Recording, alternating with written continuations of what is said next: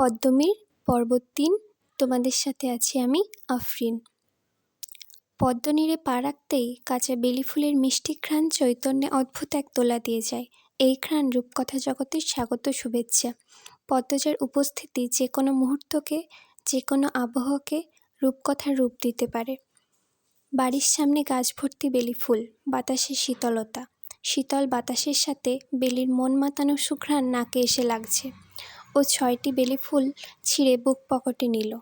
আর কয়েক কদম তার শরীরে বিদ্যুৎ প্রবাহিত হচ্ছে, বুক জুড়ে লুটোপুটি খাচ্ছে প্রবল উত্তেজনা। কুয়েতের অ্যাপার্টমেন্টে অভিয়া নগ্ন হয়েও হৃদয় স্পর্শ করতে পারেনি, শরীরের সামান্য লুপকোপও কাঁপাতে পারেনি। অথচ এখানে পদ্মজা আর কয়েক কদম দূরে ভেবেই আমির পুড়ে যাচ্ছে। টের পাচ্ছে পাঁজরের গায়ে থরাস থরাস করে বাড়ি মারছে হৃৎপিণ্ড। আমির চাবি ঘুরিয়ে সাবধানে দরজা খুলল যাতে শব্দ না হয়। বৈঠকখানায় নীল বাতি জ্বলছে। ব্যাগপত্র রেখে পা টিপে টিপে দ্বিতীয় তলায় উঠে আসলো। বুক কাত হয়ে বেঘোরে ঘুমোচ্ছে পদ্মজা। পরনে বেডরুমে প্রবেশ করতেই সুখকর ব্যথায় মুচড়ে উঠল বুক। কাত হয়ে বেঘোরে ঘুমোচ্ছে পদ্মজা। পরনে কালো ব্লাউজ, খয়েরি শাড়ি, হাতে স্বর্ণের বালা, সোনালি আলোয় তার ক্রিম মাখা রংমুখ, গলা, কোমর, হাত পা জ্বলজ্বল করছে। আমির পোশাক পরিবর্তন করে সাদা ফতুয়া আর পায়জামা পরল। বেলি ফুলগুলো হাতে নিয়ে পদ্মজার পাশে শুয়ে প্রাণ ভরে শ্বাস নিল। শান্তি। পদ্মজা ঘুমের ঘোরে বেলি ফুলের তীব্র ঘ্রাণ টের পাচ্ছে। এই রুমে ফুলের এত তীব্র ঘ্রাণ আসে না। আমির মুখের ওপর ঝুঁকে ঘুমন্ত বধূর রূপ পর্যবেক্ষণ করছে। যখনই সে আরও ঘনিষ্ঠ হয়ে পদ্মজার গায়ের ঘ্রাণ নিতে চাইল, পদ্মজা চোখ খুলল। আপনি? ও চিৎকার করল। ওর হৃৎপিণ্ডের গতি বেড়ে গেছে। 2 হাতে চাপটে ধরল আমিরকে, কাঁদতে শুরু করল। আমির শব্দ করে হেসে উঠল। পদ্মজাকে টেনে নিল বুকের ওপর, চেপে ধরল শরীরের সঙ্গে।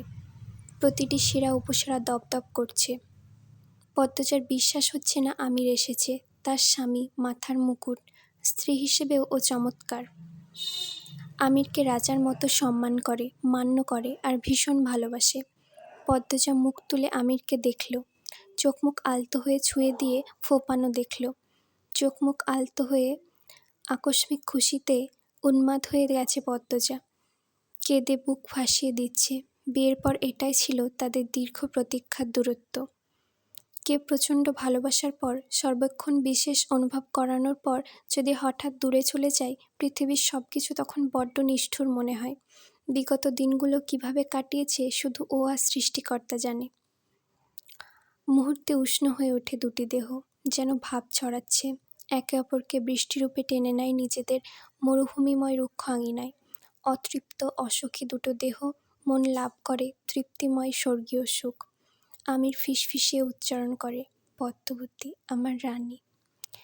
শেষ রাত থেকে সকাল অবধি বজ্রবিদ্যুৎ সহ প্রচণ্ড বৃষ্টিপাত হয়েছে। বৃষ্টির পর পরিবেশ সতেজ হয়ে উঠেছে ঠিক পদ্মজার মনের মতন। জানালা দিয়ে ঠান্ডা বাতাস আসছে। বৃষ্টির পর মাটি থেকে বিশেষ যে গন্ধ বেরোয় সেটিকে গবেষকরা বলে পেট্রিকোর, বাংলায় সোদা গন্ধ। পদ্মজার পছন্দের ঘ্রাণ। জানালায় দিয়ে মৃদু ঘ্রাণ নাকে আসছে। বৃষ্টি হওয়ার পরদিন বাগানে গিয়ে অনেকক্ষণ বসে থাকে সে, কিন্তু আজ ব্যস্ততার জন্য যেতে পারছে না। রাতে কিন্তু আজ ব্যস্ততার জন্য আবেগপ্রবণ হয়ে পড়েছিল যে আমির খেয়েছে কিনা তা জিজ্ঞেস করার কথা মাথাতেই এলো না। যখন মাথায় আসলো তখন ফজরের আজান শোনা যাচ্ছিল। আমিরও ততক্ষণে ঘুমিয়ে পড়েছে। তবুও পদ্মজা মৃদু স্বরে ডেকেছিল, শুনছেন, খেয়ে ঘুমান। আমির চোখ বোঝা অবস্থায় পদ্মজাকে জড়িয়ে ধরে মৃদু গলায় জবাব দিয়েছিল, খেয়ে এসেছি। আমির দেশে পৌঁছেছিল বিকালে। পদ্মজাকে হঠাৎ চমকে দিবে বলে মধ্যরাতে বাড়িতে ঢুকেছে। যতবার বাইরে গিয়েছে বাড়ি ফিরেছে মধ্যরাতে, শেষ রাতে অথবা ভোরে। ঘুম থেকে জেগে আমিরকে দেখে পদ্মজা যে প্রতিক্রিয়া ব্যক্ত করে সেটি আমিরের ভীষণ পছন্দের। তবে এবারের প্রতিক্রিয়া দীর্ঘ দূরত্বের জন্য বেশি স্পর্শকাতর ছিল। কড়াইয়ে তেল ঢেলে মাছগুলো প্রস্তুত করে পদ্মজা। তেল গরম হয়ে গেলে মাছ ছাড়ার সময় চুলার আঁচ একেবারে কমিয়ে কড়াইয়ের খুব কাছে থেকে হালকা করে মাছ ছাড়ল, যাতে তেল ছিটে না আসে। কোথায় তুমি? আমিরের গলা। পদ্মজা চোখ তুলে তাকায় সিঁড়িতে।